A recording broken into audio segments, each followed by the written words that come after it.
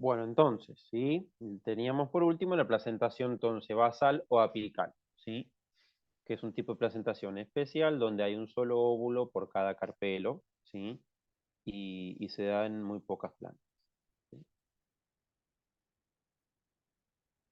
Y estos tipos de placentación solo aparecen cuando el gineceo es gamocarpelar, ¿sí? Gamocarpelar.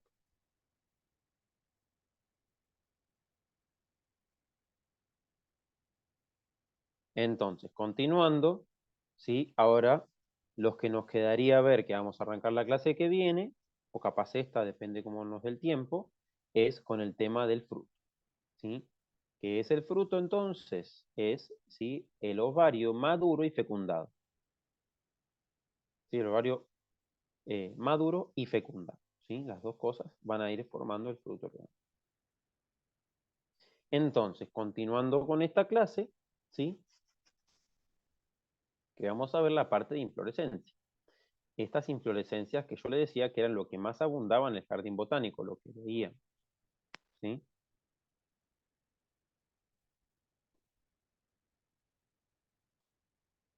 Entonces, las inflorescencias, acá tenemos sí los nombres y ahora vamos a ver qué es esta rareza, qué son estas cosas donde vemos muchas flores agrupadas. Bueno, entonces, estas inflorescencias sí las podemos sí clasificar de dos tipos, ¿sí? Son los dos tipos de inflorescencias que por ahora se conocen. No conocemos, capaz hay más, pero por lo menos se conocen. ¿Sí? Las inflorescencias de tipo racimosas, indefinidas o indeterminadas o centrípetas, también llamadas, ¿sí? Que están caracterizadas por el crecimiento indefinido o indeterminado, siguen creciendo, siempre son muchas, correspondiendo al tipo de ramificación monopodial, y ahora vamos a ver qué significa esto, por el sentido de floración acrópeto, que es decir, de abajo hacia arriba, ¿sí? Florecen primero las de abajo y luego las de arriba, eso es un racimo, o centrípeto, de la periferia hacia adentro. Florecen primero las flores que están afuera de la inflorescencia y luego las que van hacia adentro. ¿Sí? Entonces, cuando el sentido de floración de una inflorescencia es de abajo hacia arriba, es un racimo, ¿sí? Y no piensen en la uva, porque la uva es una inflorescencia de inflorescencia, es un racimo de racimos, ¿sí? Y cuando el sentido de floración es de la periferia hacia adentro, o sea, centrípeto, vamos a ver umbelas. ¿Sí? Que la umbela es parecido a una, la forma que tiene es de forma de parasol o de sombrilla, por eso se llama umbela. ¿Sí? Entonces, vamos de vuelta. Hay el tipo racimosas, que son indefinidas o indeterminadas, o centrípetas, caracterizadas por el crecimiento indefinido o indeterminado, correspondiendo al tipo de ramificación monopodial, y ahora vamos a ver qué significa monopodial, por el sentido de floración acrópeto, de abajo hacia arriba, y también definidos por el sentido de floración acentrípeto, de la periferia hacia el centro. ¿Sí? De esta manera podemos definir a las inflorescencias racimosas o indefinidas, o indeterminadas o centrípetas. Por otro lado, tenemos las cimosas, las inflorescencias de tipo cimosas o cimas, que son de tipo definidas, también o determinadas o centrífugas, ¿sí? Son cimosas, definidas, determinadas o centrífugas, ¿sí? Caracterizadas por el crecimiento definido o determinado por el desarrollo de la primera flor, ¿sí? Correspondiendo al tipo de ramificación simpodial, y ahora vamos a ver qué significa eso también. Por el sentido de floración basípeto, ¿sí? Cima monopodial. O sea, ¿qué significa basípeto? Que florecen primero las de arriba y luego las de abajo, ¿sí? O sea, de arriba hacia abajo, o centrífugo también, que significa que van a florecer primero las del centro y luego las de la periferia, sin vela umbeliforme, cima umbeliforme. ¿Sí? ¿Qué significa cima umbeliforme? Cima parecido a la umbela, y cima monopodial es cima parecido a algo monopodial, como se parece a un racimo, pero no es. ¿Sí? Son cimas. Entonces, A su vez vamos a ver que estas inflorescencias, ¿sí? Racimosas y cimosas pueden ser simples, solo un raquis o receptáculo por flor, con flores, ¿sí? O pueden ser compuestas. Son inflorescencias de inflorescencias, como les dije antes.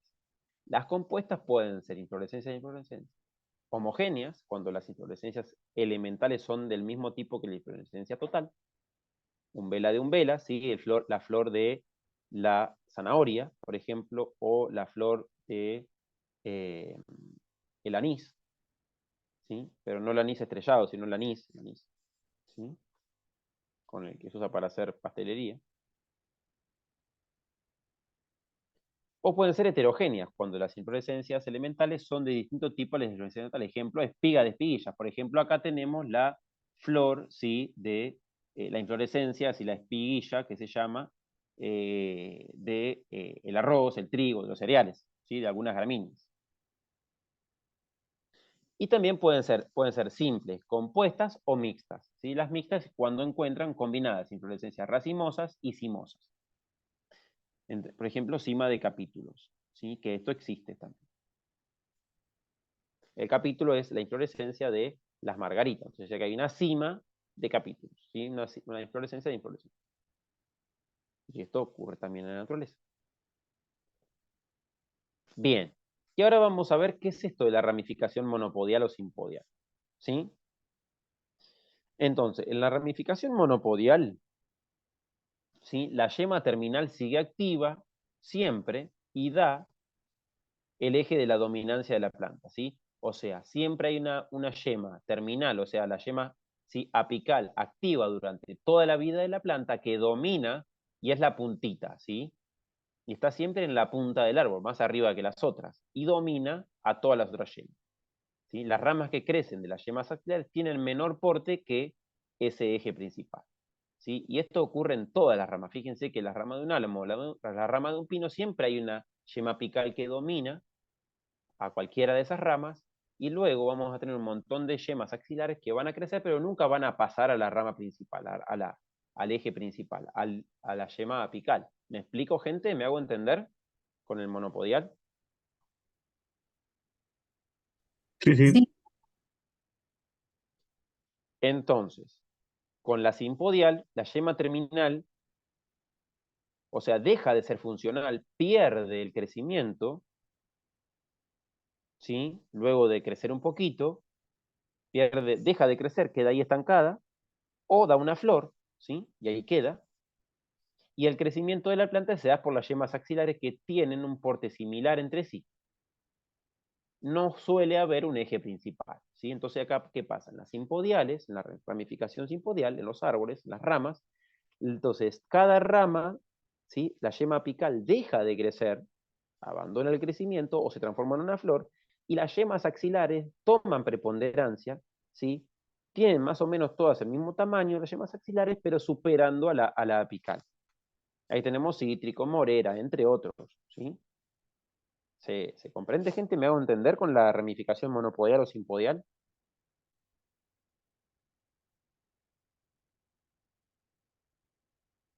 sí, sí. Perfecto, porque esto mismo que ocurre en los árboles, en las ramas, se da en las flores también, ¿sí? Se da en las flores. Y vamos a tener que las inflorescencias monopodiales son las racimosas y las inflorescencias simpodiales son las cimosas, ¿sí? Entonces, ¿qué tenemos? Monopodiales o racimosas, ¿sí? Los ejemplos de ahí. Y ahora vamos a ver algunos nombres. Por ejemplo, la flor de la cala abajo, que es la G, ¿sí?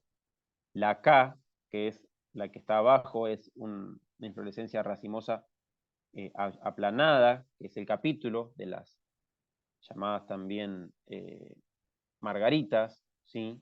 La umbela, que tenemos, que es la J, perdón, sí, la J es una umbela, la J es una umbela de umbela, ¿sí? Una inflorescencia de inflorescencias.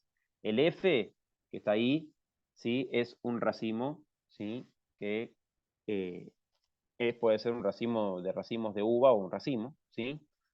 El I, que está ahí arribita de la J, es la umbela común, una inflorescencia tradicional. La C, que está a la izquierda abajo, es un racimo de racimos, ¿sí? Ya sí vamos, en realidad, bueno, el F es un racimo péndulo en realidad. Y el D, que está arriba, es un racimo, ¿sí? Eh, que no está péndulo, ¿sí? Sino que está erecto. Y así tenemos diferentes tipos de inflorescencias, ¿sí? Las simpodiales, que son las de arriba, tenemos el monocasio, que es el A, el dicasio, que es el B, el C, que es el pleiocasio, y así vamos a tener diferentes tipos, ¿sí? De inflorescencias cimosas, como puede ser el H, que es la flor del higo, por ejemplo, ¿sí?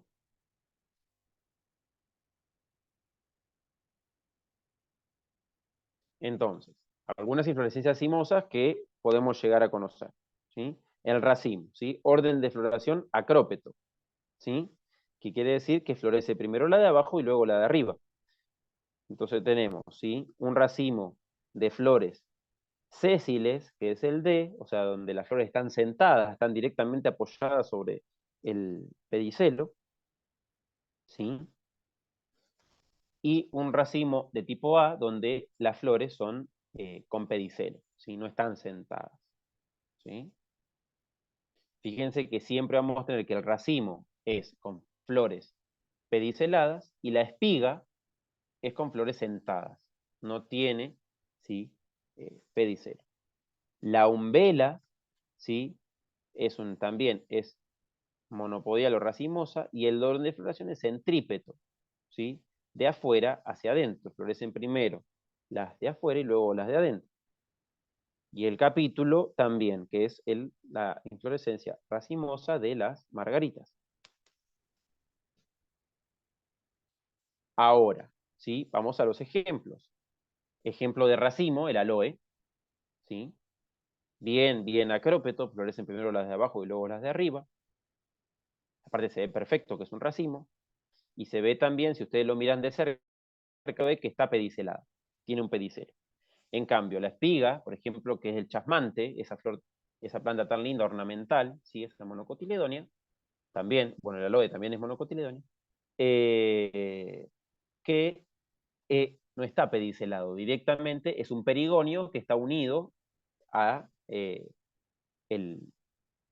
digamos, al raquis de esa inflorescencia. ¿Se ve eso, que el perigonio del chasmante está directamente unido? No me queda muy claro a mí. No sé el resto. ¿Alguna vez viste alguna inflorescencia de aloe? ¿Viste un racimo de aloe? Sí, sí. ¿Las viste las flores individualmente y viste que tenían un pedicelo, que tenían un cabito que estaban donde unían el raquis? ¿No No observaste? recuerdo bien. No la observaste tan bien. Bueno, No, fíjate no. ahora, miralos con ojos de botánica la próxima vez que veas una, y miralas, vas a ver que tienen un cabito por el cual se unen al raquis. Bueno, en el chasmante, si la ves también en la calle, que yo la he visto florecida en estos días, vas a fijarte al perigonio y también cuando lo acerques y veas el perigonio, o sea, toda esa flor, ¿sí? Acá son muchas flores formando una inflorescencia, entonces cada flor por separada, cada perigonio, ¿sí? Vas a ver que no está pedicelado, que no está unido al raquis por un cabito, ¿sí? No van a ver ese cabito, ¿sí? En la umbela, ¿sí? Que ya habíamos visto, ¿sí? El agapanto como perigonio también. ¿Qué pasa? Se ve que cada flor, ¿sí? Individual se une al raquis por un pedicelo. ¿Se ve eso? Que el perigonio está unido por un pedicelo verde que va al centro, al raquis, y que Sí, ahí sí. y que todas las flores salen del mismo punto. Bueno, en el aloe pasa lo mismo, el racimo también tiene pedicelo. Pasa que acá en esta foto no se aprecia, pero se ve el pedicelo, ¿sí? Acá, por ejemplo, hay un pedicelo, ahí, ¿sí? Que hace así.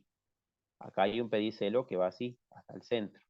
Y acá no tienen pedicelo, es directamente, ¿sí? Esto que es el perigonio, todo esto apoyado directamente sobre el raquis, que es esto, ¿sí? Y en el girasol, ¿sí? También, ¿sí? Es un racimo, ¿sí? De tipo umbeliforme, pero en vez de ser como la umbela, que tiene pedicelo, no tiene pedicelo. Están directamente todas las flores, que son estas, muchas, sentadas, apoyadas directamente sobre el receptáculo. Y a su vez, fíjense que el sentido de floración es centrípeto, o sea, de afuera hacia adentro. Florecen primero estas y luego estas. ¿Sí? Y acá también es centrípeto. Primero florecen las de afuera, luego las del medio y por último las de arriba en el agapán. Y acá también es, sí, acrópeto, de abajo hacia arriba. Primero florecen las de abajo y luego florecen estas. Y acá se recontra vez que es acrópeto. ¿Sí? Y a su vez, se ve que son monopodiales, porque siempre hay una yema apical que domina, o sea, una flor que domina, una flor que domina, y acá en el medio va a haber una flor que domina, y acá hay una sola florcita que va a dominar. ¿Se ve todos esos caracteres que hacen que yo sepa que es un racimo?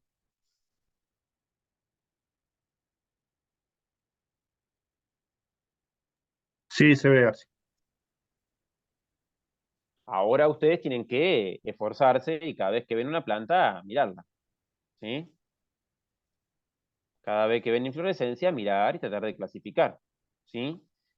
Es más, al práctico que vamos a tener la semana que viene, el sábado, tienen que traer flores, ¿sí? Tienen que traer hojas, tienen que traer musgos, tienen que traer hongos, tienen que traer de todas las plantas que quieran y las vamos a mirar y las vamos a caracterizar, ¿sí? En la primera parte del trabajo práctico vamos a trabajar con lo del jardín botánico, haciendo la clave.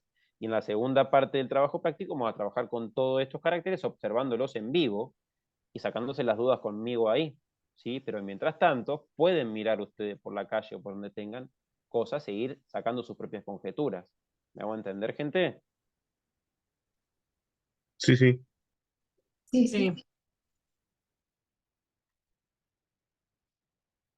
Bueno, entonces, ahora vamos a ver las inflorescencias simpodiales o cimosas, ¿sí? De orden de floración basípeto y orden de floración centrífugo. Basípeto que era de arriba hacia abajo. Y recuerden que estas eran de floración, ¿sí? Definida, o sea, la primera flor define cuántas flores va a haber después, porque es la primera en florecer, ¿sí? En cambio, en las inflorescencias racimosas es indefinido el crecimiento. Como las primeras son las de abajo y arriba está la yema puede seguir creciendo y puede haber muchas más flores. En cambio, acá la primer yema es la de abajo y esa yema ya está. Define el resto de cantidad de yemas que va a haber porque es la cantidad de ramas que va a tener, ¿sí? Entonces, siempre está definido el número de las cimosas. Siempre tienen un número de flores por inflorescencia definido. En cambio, las racimosas no. No hay una cantidad definida de flores. Puede haber muchas.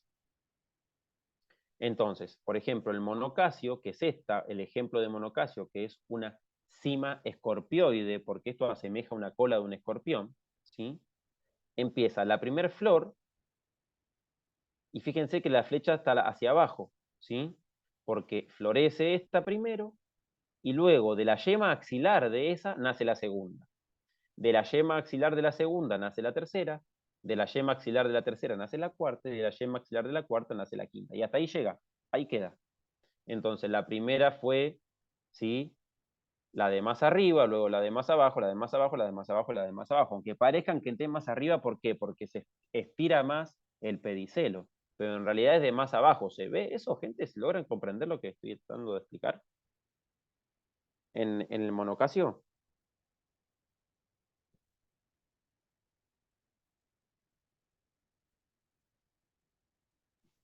No, profesor, ¿podría repetirlo, por favor?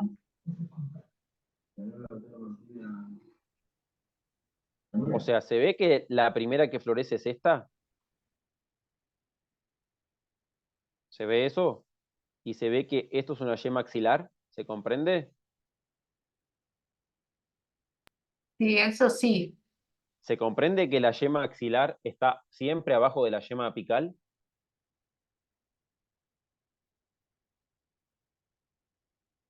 ¿Recuerdan eso? Que la yema axilar siempre está debajo que la yema apical. Sí, lo que no entiendo es por qué no sigue creciendo, o sea, de la yema, de la última yemita axilar, por ejemplo. Porque tiene número de flores definidas y hasta ahí llega, no es indefinido como las racimosas. Tiene un número definido de flores, y en este caso son 5, y hasta ahí llega.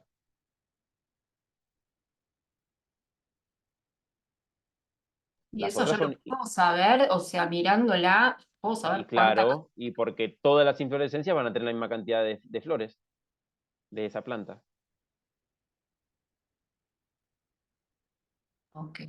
Si vos ves las inflorescencias y son todos con la misma cantidad de flores, te das cuenta que no es un racimo, sino que es una cima, y esa cima encima se llama monocasio. Y es una cima escorpioide en este caso, ¿sí?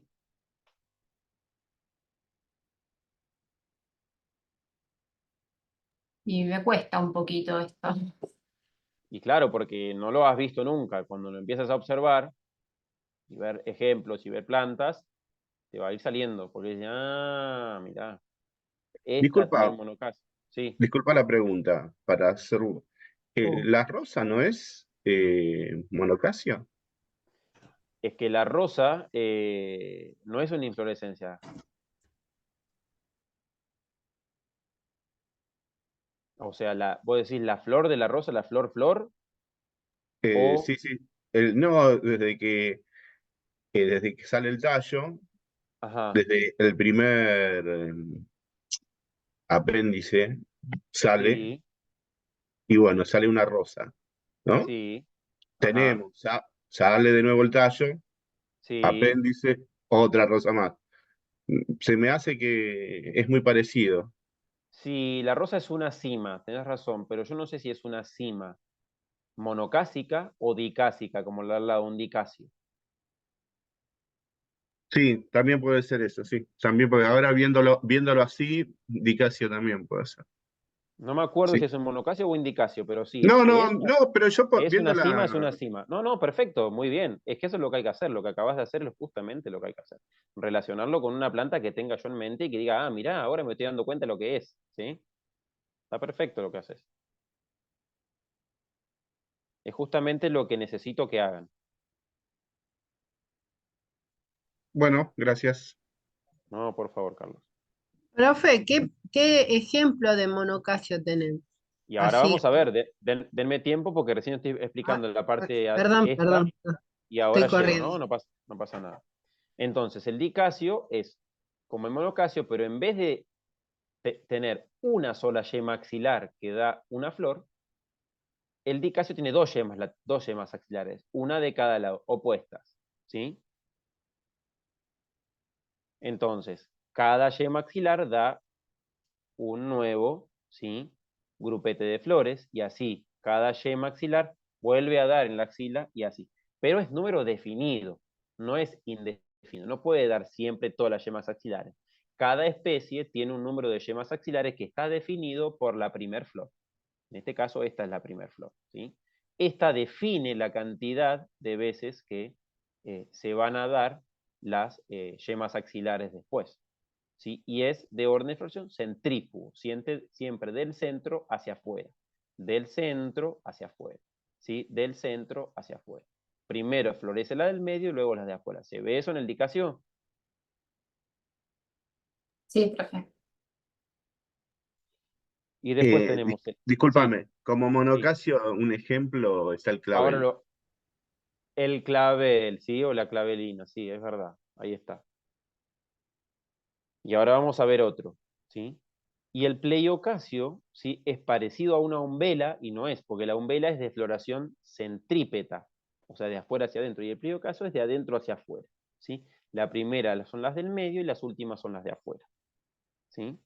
Y ahora vamos a ver ejemplos tan requeridos para verlo. Entonces, acá tenemos el no me olvides, es un ejemplo de monocasio de cima escorpioide, donde arranca la primer flor y luego la última van a ser las de abajo. El dicasio, tenemos la Silene vulgares, que es una silene, es una plantita que acá también tenemos, pero tenemos en la costa, que acá se ve perfecto, ¿sí? Que siempre está primero, ¿sí? Esta, la del medio, y luego la de los lados, ¿sí? Primero la del medio y luego la de los lados, ¿sí? Y así se va irando. Y el pleiocasio, el malbón, o los malbones en general, ¿sí? Son todos pleiocasios. Arranca la del medio siempre y termina en las de afuera, ¿sí? Formando una especie de umbela, ¿sí? De dicasio también podemos tener, como dijo el compañero también, a la clavelina, no al clavel, sino a la clavelina también como dicasio, ¿sí? La clavelina.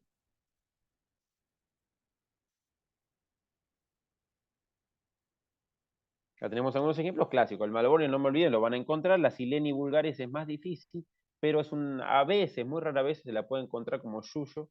Y si no, la pueden encontrar en la costa. Hay otro tipo de silene, ¿sí? En la costa de los ríos. Más que nada acá en provincia de Buenos Aires.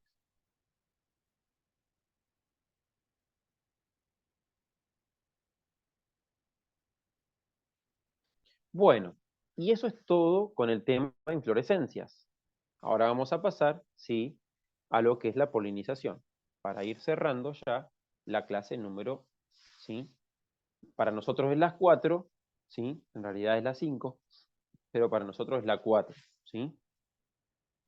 Porque recuerden que la número 4 la pasé para después de fruto. Para después que veamos fruto vamos a ver la 4, que es modificaciones del cormo. Modificaciones y adaptaciones del cormo. Bueno, entonces vamos con la parte de polinización. Entonces, la polinización, fíjense, es el proceso de transferencia de las gametas masculinas, ¿sí? En este caso, van a estar dentro del grano de polen, porque el grano de polen es el esporofito masculino, ¿sí? Que está sumamente, perdón, el gametofito masculino que está sumamente reducido a una sola célula, que es el grano de polen, hasta la parte receptiva donde se encuentren las gametas femeninas, por ejemplo, en el estigma del angiosperma, ¿sí? Hasta la parte receptiva, ¿sí? Luego de la polinización viene lo que es la fecundación, que ahí sí es luego de la parte receptiva, más allá del estigma, que lo vamos a ver más adelante. Entonces, vamos a tener especies autógamas que se autopolinizan, ¿sí? Y a su vez la polinización es cruzada, ¿sí?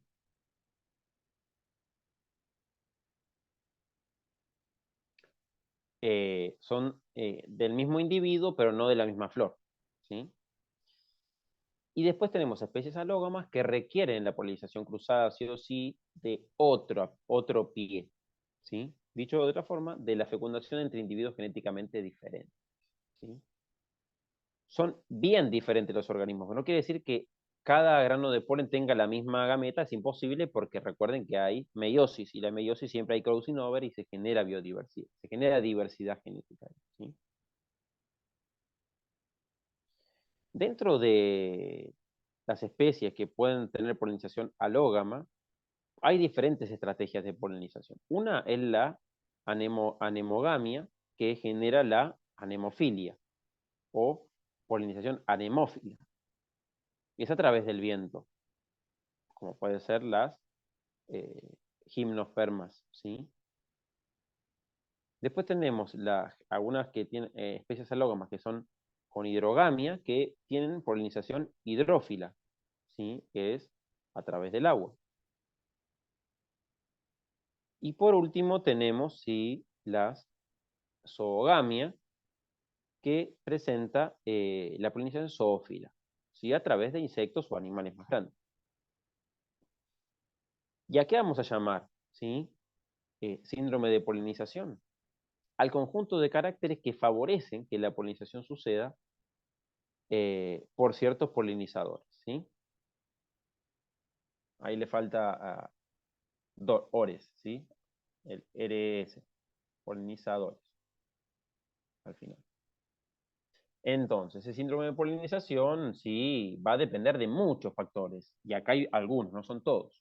Por ejemplo, la coloración de la flor, ¿sí? Va a atraer a un tipo de polinizador y no a otro.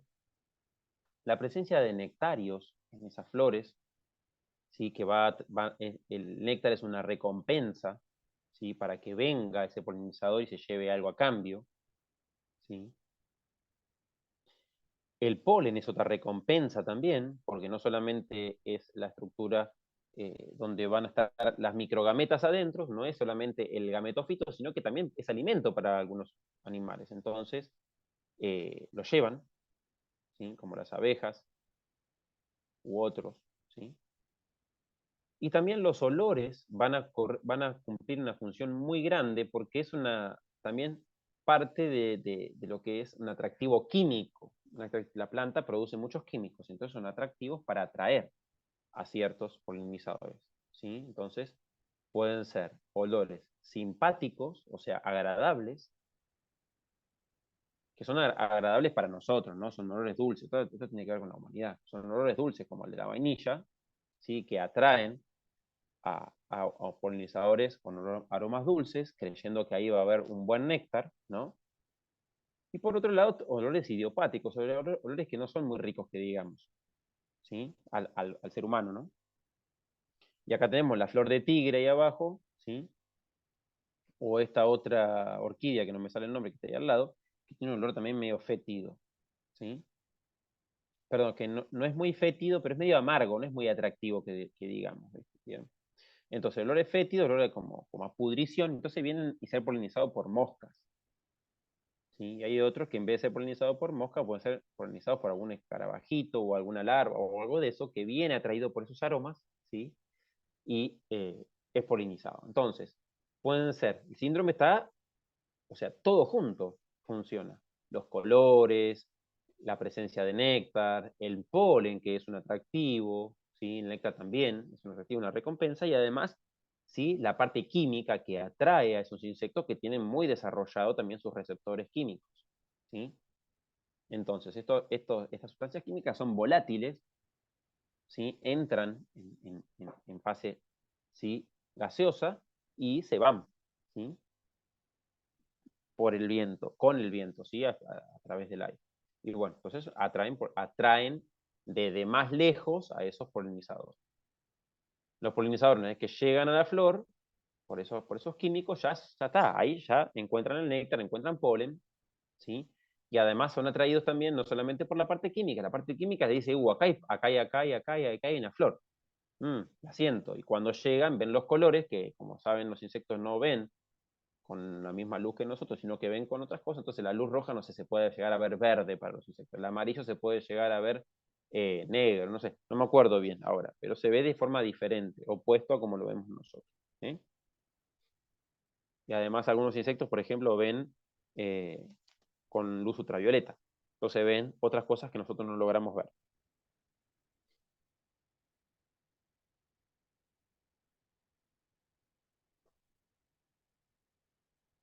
Y entonces acá se ve esto, ¿sí? De algunas flores que florecen de noche, y la recompensa para este hermoso murciélago, ¿sí? Es ese néctar tan querido. Y fíjense que en la cabeza del murciélago, arriba de los ojos, entre la oreja, le da justo, ¿sí? El estigma, y atrás, al costadito del estigma, que están las anteras de esa flor. Entonces, claro, cuando el murciélago va de flor en flor, ¿qué hace? Lleva polen de una hoja, de una flor a la otra, y como el estigma está pegado, siempre va a recibir polen de otra planta, ¿sí?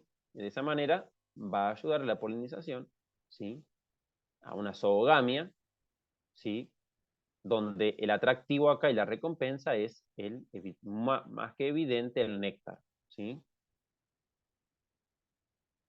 Y bueno, la complejidad, ¿no? Del síndrome eh, de polinización, que cuanto más tiempo tiene la planta para coevolucionar con ese polinizador, más eficiente se vuelve el proceso y esa planta más asegura una mayor tasa reproductiva y a su vez una mayor diversificación de sus genes, que luego, cuando esos genes tienen la oportunidad de expresarse, gracias a la presión ambiental, una planta con una mayor diversidad de genes tiene más posibilidades de supervivencia porque tiene una cantidad de información en esos genes, que son como una biblioteca mayor, para poder enfrentar a mayor diferentes opciones del ambiente, ¿sí? Entonces el ambiente condiciona los genes que se van a expresar después. Pero si yo no tengo genes para expresar, ¿sí? Por más que pase lo que pase, me voy a morir, ¿sí? Entonces, una planta con mayor capacidad, ¿sí? De polinización tiene una mejor posibilidad de sobrevivir en la Tierra, ¿sí? Porque los animales están súper mega adaptados también a vivir en la Tierra. Entonces ahí tenemos la evolución en acción. Bueno, ¿alguna duda, alguna consulta con este último tema o con el anterior de lo que es inflorescencia o con el anterior de placentación? Porque ya terminamos, nos quedan 3 minutos exactos y hacemos un recreíto, ¿sí? ¿Alguna duda, consulta, pregunta, algo que no me haya hecho entender? No, profe. Perfecto. Bueno, entonces lo que vamos a hacer, ¿sí?